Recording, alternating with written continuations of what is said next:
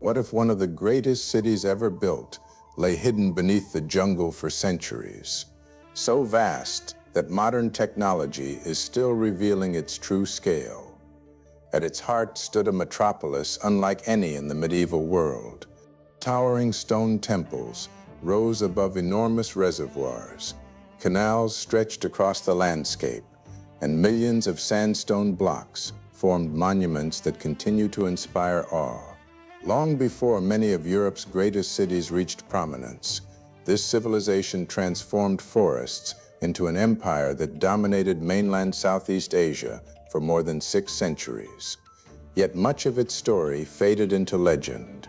How did a regional kingdom become one of history's most sophisticated empires? To find the answer, we must return to a time before the Khmer Empire existed. During the first millennium, mainland Southeast Asia was a patchwork of competing kingdoms, trading ports, and local rulers. Rivers served as highways, dense forests divided populations, and the seasonal monsoon shaped agriculture, trade, and survival. Indian merchants brought more than goods. They introduced religious beliefs, writing systems, political ideas, and artistic traditions that blended with local customs. Hinduism and Buddhism spread gradually, while rulers embraced the belief that kings possessed sacred authority.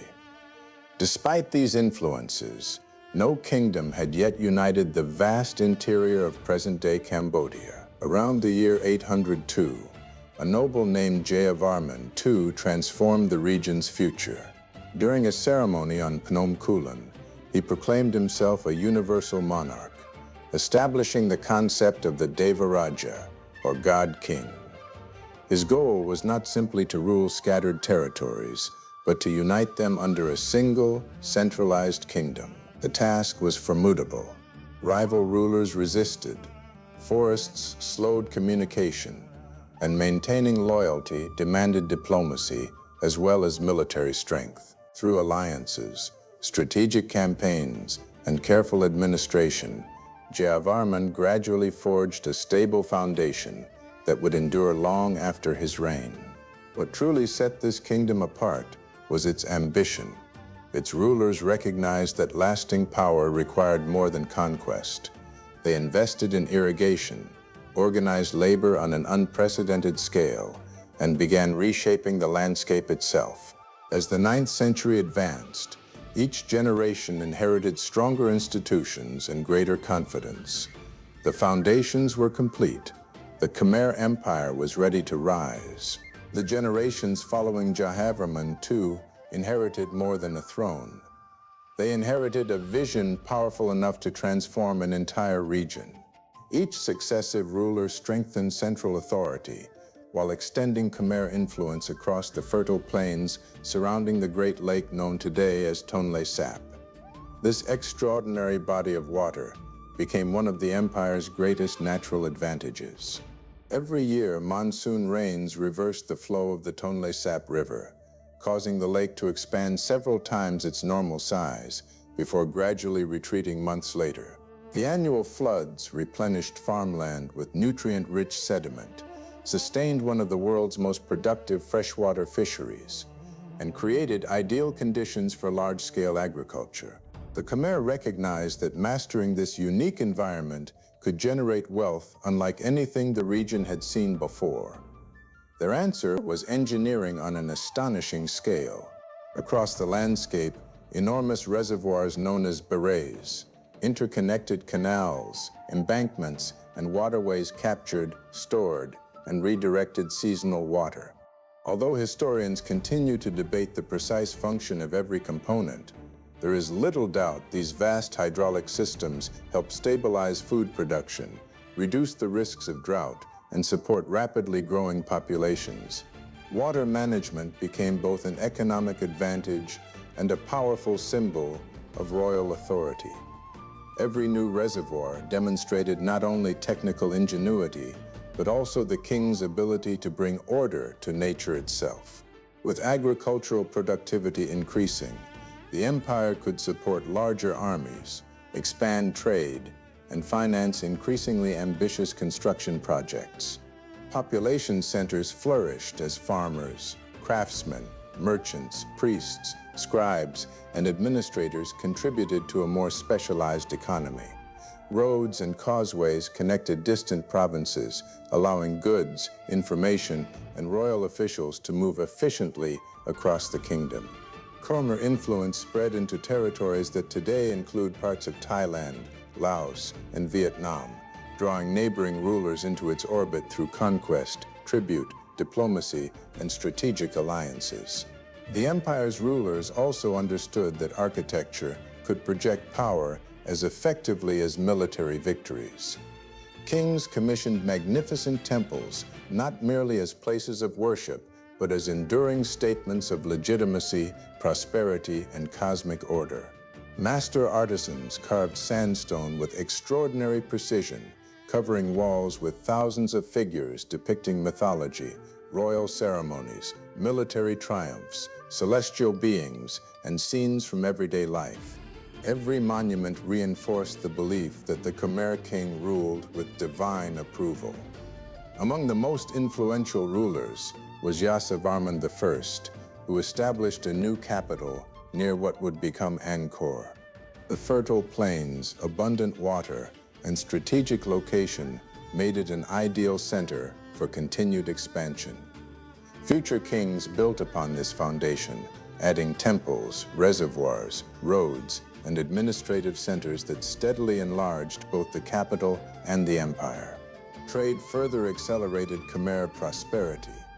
Merchants exchanged forest products, ceramics, textiles, precious metals, spices, ivory, and exotic goods through networks stretching across Southeast Asia while benefiting from commerce linking India and China.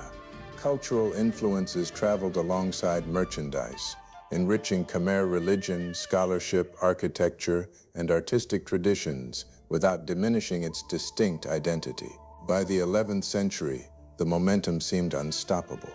Strong leadership, sophisticated engineering, agricultural abundance, military strength, and efficient administration had combined to create the dominant power of mainland Southeast Asia. The Khmer Empire had laid the foundations for an extraordinary golden age, one that would soon produce some of humanity's greatest architectural and cultural achievements.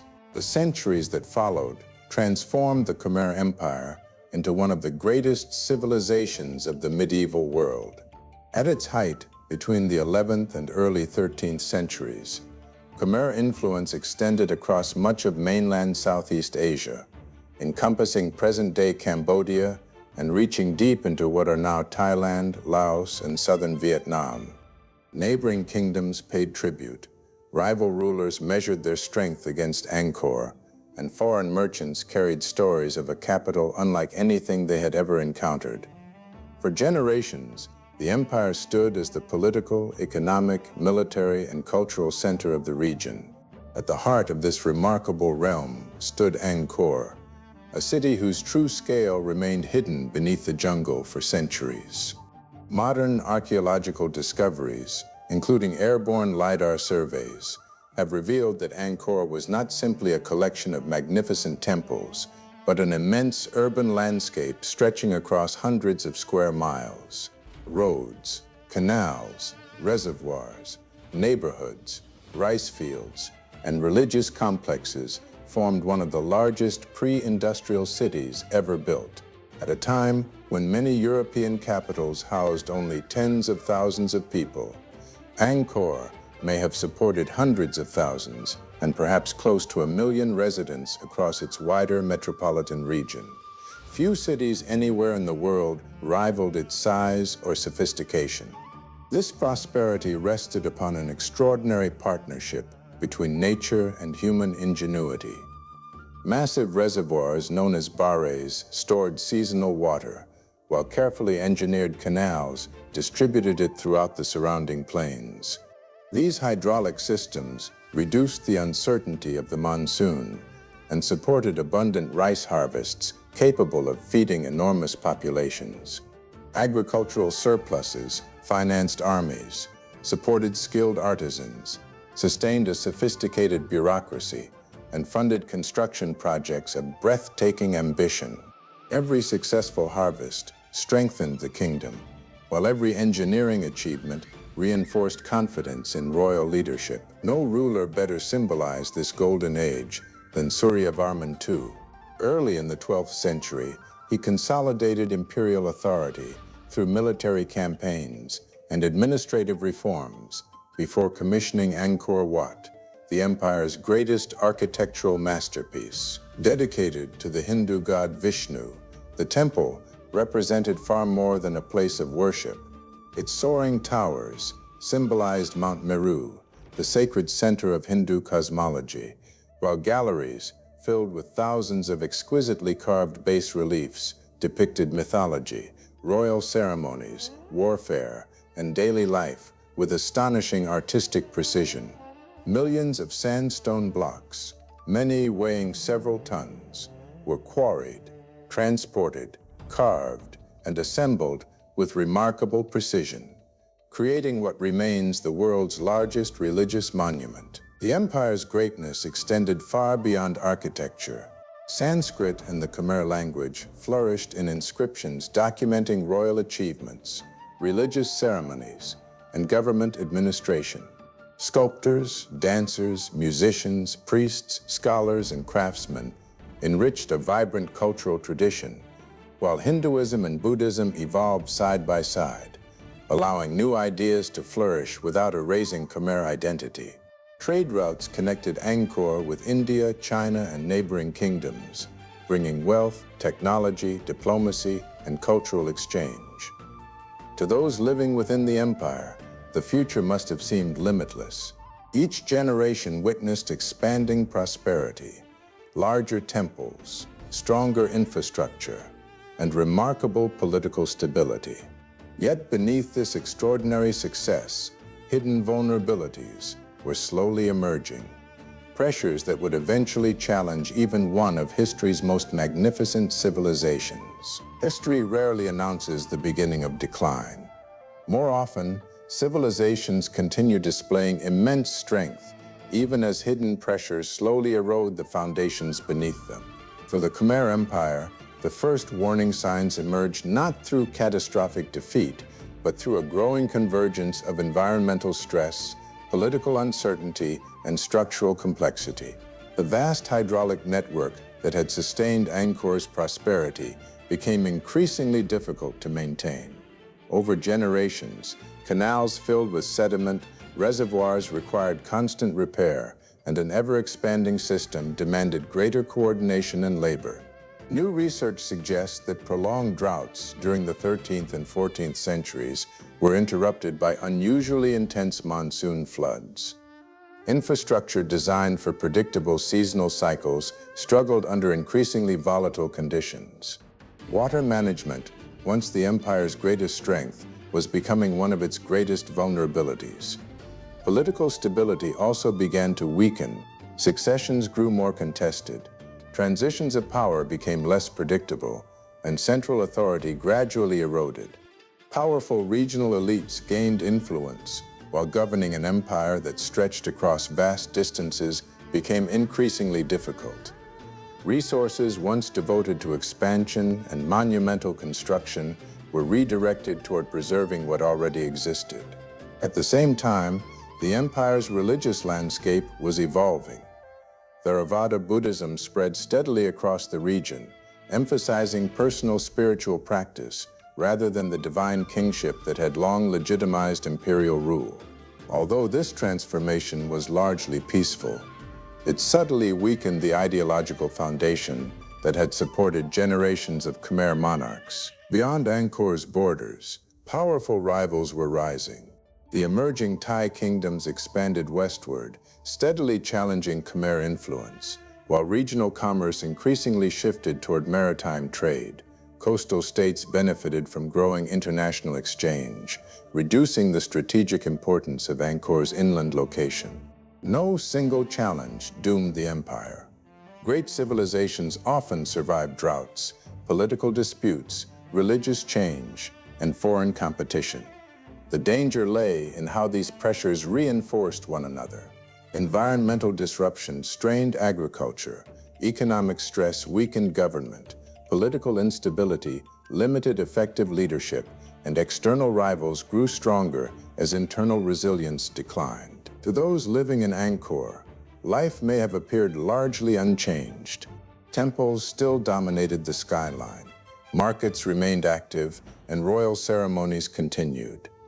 Yet beneath that outward confidence, history was quietly changing course. The empire that had ruled Southeast Asia for centuries was approaching the greatest test of its existence.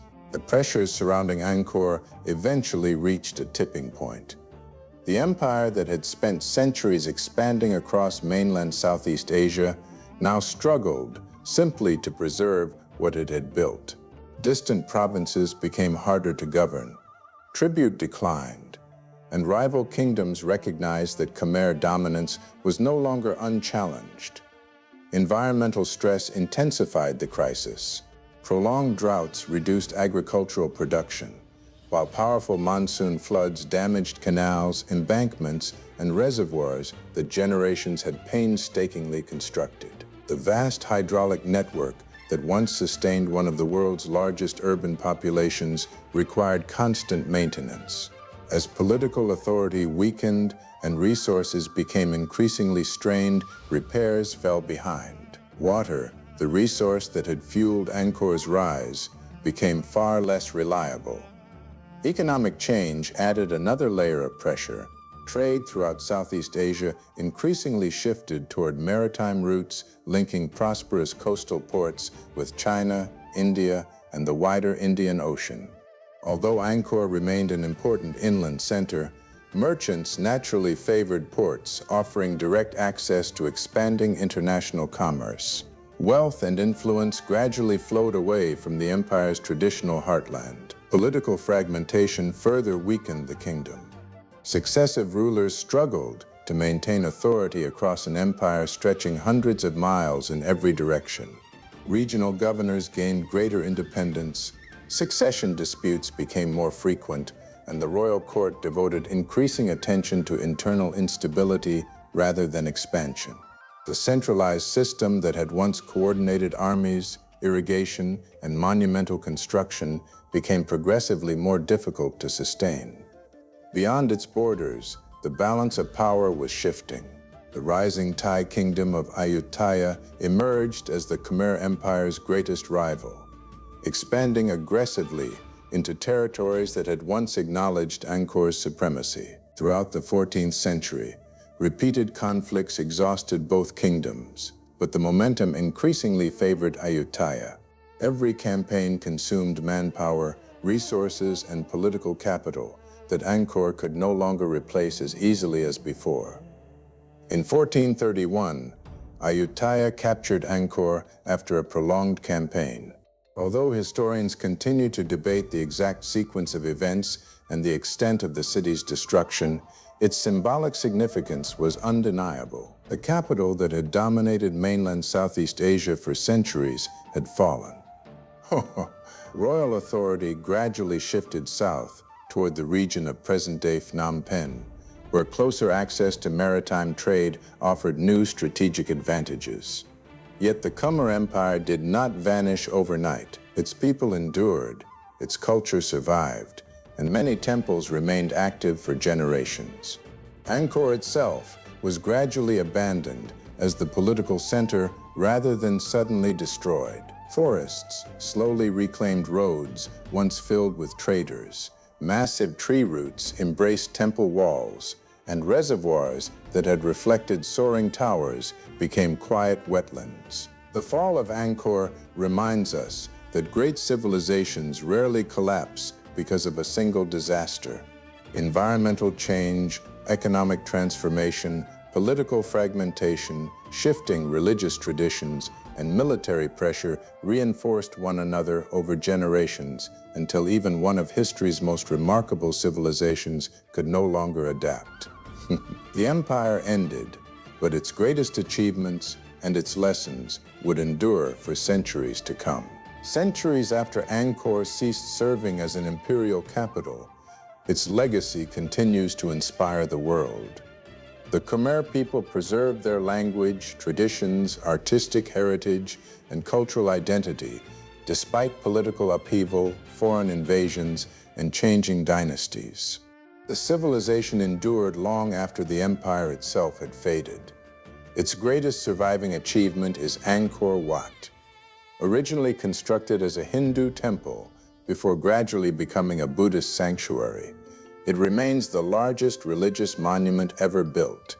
Today it stands as Cambodia's national symbol, proudly displayed on the country's flag, and as one of humanity's greatest architectural masterpieces. Millions of visitors walk its galleries each year, marveling at carvings and towers created nearly 9 centuries ago by artisans whose names have been lost to history, but whose craftsmanship continues to captivate the world. Modern archaeology has transformed our understanding of the Khmer Empire. Technologies such as LiDAR have uncovered vast neighborhoods, roads, reservoirs, and engineering systems hidden beneath dense jungle, revealing that Angkor was far larger and more sophisticated than anyone imagined only a generation ago. The story of the Khmer Empire reminds us that civilizations rarely collapse because of a single event. More often, environmental change, political instability, economic transformation, and institutional weakness combine over generations until adaptation becomes impossible. Yet Angkor's greatest legacy is not its fall, it is its endurance. The stone towers still rise above the forests of Cambodia, reminding us that while empires may vanish, human ingenuity, creativity, and ambition can outlive the kingdoms that first gave them life. In the end, history remembers not only how great civilizations fall, but what they leave behind for the rest of humanity to admire, learn from, and preserve.